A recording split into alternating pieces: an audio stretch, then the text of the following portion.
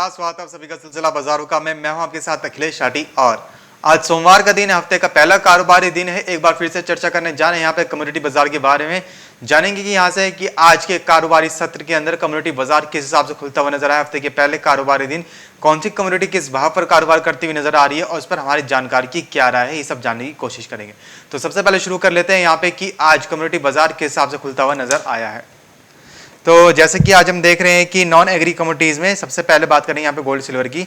तो non agree commodities में ये जो गोल्ड है आज इंटरनेशनल मार्केट के अंदर इस वक्त $1779 पर कारोबार करता हुआ नजर आ रहा है। ये सब बात करेंगे सिल्वर की, तो सिल्वर भी $26 के आसपास कारोबार करती हुई नजर आ रही है। हम देख रहे हैं कि हफ्ते के आखिरी कारोबारी दिन के मुकाबले आज गोल्ड और सिल्वर के अंदर एक बहुत ही हल्की सी मामूली सी बढ़त बनती हुई नजर आई है। और कुछ ये भी डेटा निकल के सामने आया यूएस का कि जो यूएस के जो इंफ्रास्ट्रक्चर है उसके लिए लगभग $579 बिलियन का एक राहत पैकेज अनाउंस किया गया है। दूसरा डॉलर के अंदर थोड़ी वीकनेस देखने को मिली थी, जिसकी वजह से सोने चांदी की कीमतों को एक सपोर्ट मिलता हुआ नजर आया है। बात करें अगर यहाँ से कच्चे तेल की, तो कच्चे तेल में देख रहे हैं कि ब्रेंट क्रूड ऑयल आज भी $75 पर कायम है, वहीं WTI $74 पर कारोबार करते हुए नजर आ रहा है। हम देख रहे हैं कि ब्रेंट क्रूड ऑयल इस वक्त $75 पर आज भी कायम होकर चल रहा है, आज भी सस्टेन होकर चल रहा है। क्रूड ऑयल की जो ऐसी खबरें निकल के सामने आ रही हैं कि आने वाले समय में डिमांड इतनी बढ़ जाएगी कि सप्लाई को भी मात दे देगी और डिमांड ज़्यादा देखने को मिलेगी, जिसकी वजह से कच्चे तेल के जो दाम है वो लगातार तेजी की तरफ बढ़ते हुए नजर आ रहे हैं। बात करें यहाँ से अगर बेस मेटल्स की, तो बेस मेटल्स देख रहे हैं कि आज बेस मेटल्स का जो बाजार है कुछ नरमी के साथ खुलता हुआ नजर आया है। वहीं से बात करें अगर कॉपर की, तो कॉपर भी इंटरनेशनल मार्केट के अंदर नरमी के साथ कारोबार करता हुआ नजर आ रहा है। $4.2 पर कारोबार करता हुआ नजर आ रहा है इस वक्त कॉपर इंटरनेशनल मार्केट के अंदर। अब आज के कारोबारी सत्र में किस नॉन एग्री कम्युनिटी के अंदर क्या करके चलना सही रहेगा, ये जान लेते हैं रूपा जी से। रूपा जी, बहुत बहुत स्वागत है आपका मार्केट एमसीवी पर। जी गुड मॉर्निंग। गुड मॉर्निंग रूपा जी। रूपा जी, आज देख रहे हैं कि गोल्ड सिल्वर की जो कीमतें हैं थोड़ी बहुत सुधरती हुई नजर आई हैं बीते सत्र के मुकाबले। अब आपको क्या लगता है, यहाँ से गोल्ड तेजी की तरफ जाएगा या फिर मंदी की तरफ? देखिए, सोने और चांदी के अंदर अखिलेश दबाव है और ये वाला हफ्ता भी मुझे लगता है कि इसी तरह सीमित दायरे में कारोबार करता हुआ दिखाई दे सकता है। फिलहाल के लिए तेजी जो है वो थम चुकी है और गिरावट भी यहाँ से बहुत ज्यादा आ नहीं रही है, लेकिन बाजार जो है $1780 से लेकर $1760 के बीच में ट्रेड करता दिखाई दे रहा है।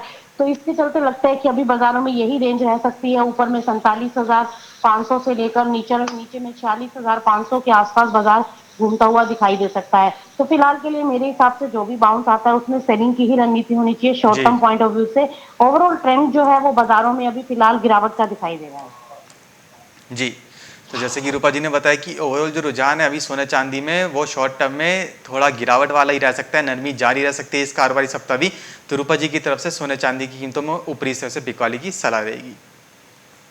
ये से रूपा जी बात करें अगर कच्चे तेल की, तो कच्चे तेल में हम देख रहे हैं कि ब्रेंट क्रूड ऑयल आज भी $75 पर सस्टेन होकर चल रहा है, आज भी $75 पर कारोबार करते हुए नजर आ रहे हैं। वहीं WTI $74 के आसपास है। अब आपको क्या लगता है कि कच्चे तेल का ट्रेंड किस तरफ जाएगा, क्या अभी भी कच्चे तेल तेजी की तरफ है? अखिलेश, कच्चे तेल में अभी भी तेजी का ही रुझान है और देखिए अभी $74 पर पहुंच चुका है और अभी आगे मुझे लगता है कि $75 का लेवल जो है वो टच हो सकता है। और डोमेस्टिक मार्केट में जो हमने लेवल दिए थे 5500 के, वो आज अचीव हो गए हैं। तो मुझे लगता है कि अब यहाँ से बाजार जो है वो 5600 तक ऊपर जा सकता है। जी, ये जरूर जी बात करें अगर बेस मेटल्स की, तो बेस मेटल्स में देख रहे हैं कि आज कुछ बाजार नरमी के साथ खुलता हुआ नजर आया है। वहीं से खबर निकल के सामने यही कि जो यूएस है वो इंफ्रास्ट्रक्चर के लिए अपना एक पैकेज जारी कर चुका है $579 बिलियन का। तो अब आपको क्या लगता है, बेस मेटल्स में कुछ इन्वेंट्रीज भी बढ़ी हैं, कुछ खबरें भी ये भी यूएस की तरफ से भी निकल के आई है, तो अब बेस मेटल्स का जो ओवरऑल रुझान है शॉर्ट टर्म में कैसा रहेगा? देखिए, बेस मेटल्स में अखिलेश तेजी का ही रुझान है फिलहाल। तो कोई बहुत ज्यादा मूवमेंट एक्सपेक्टेड नहीं है डाउन साइड की। और कॉपर भी आप देखिए पिछले हफ्ते जैसा कि हमने देखा था कि 700 से 700 के बीच में ट्रेड करता दिखाई दे रहा था, आज भी वही ट्रेंड है जो है वो देखने को मिल रहा है, 718 के आसपास है। तो जब तक 1720 के ऊपर नहीं निकलता तब तक लंबी तेजी तो फिलहाल बनती दिखाई नहीं दे रही है और गिरावट भी नहीं है। रेंज बाउंड आप कह सकते हो 700 से लेकर 720 के आसपास घूमता रह सकता है मार्केट, लेकिन ओवरऑल मुझे ट्रेंड पॉजिटिव लगता है। मेरे हिसाब से निचले स्तरों पर बाइंग करनी चाहिए। जी, तो जैसे कि रूपा जी ने बताया कि बेस मेटल्स के अंदर निचले स्तर से बाइंग करके चला जा सकता है, डिप पे खरीदारी करके चल सकते हैं। रूपा जी जानना चाहेंगे कि आज हफ्ते के पहले कारोबारी दिन वो कौन सी नॉन एग्री कम्युनिटीज रहेंगी जिनके अंदर आज निवेश करके चला जा सकता है और अच्छा मुनाफा कमाया जा सकता है? देखिए अखिलेश, मुझे लगता है कि कॉपर के अंदर बाइंग की जा सकती है और कॉपर के साथ साथ कच्चे तेल में भी फिलहाल बाइंग की ही रणनीति रखनी चाहिए। और कच्चा तेल अभी मेरे को लगता है कि 5600 तक ऊपर जा सकता है। जी, तो जैसे कि रूपा जी ने बताया है कि कॉपर में खरीदारी करके चल सकते हैं, कच्चे तेल में थोड़ी बहुत गिरावट देखने को मिल सकती है, वहीं पे गोल्ड सिल्वर के अंदर भी ऊपरी स्तर से बिकवाली की सलाह रहेगी। तो ये तो बात करी थी हमने यहाँ पे नॉन एग्री कम्युनिटीज़ की। तो फिलहाल सिलसिला बाजार का बस इतना ही, लेकिन आप कहीं मत जाइएगा क्योंकि खबरों का सिलसिला लगातार यूं ही बना रहेगा मार्केट एमसीबी पर।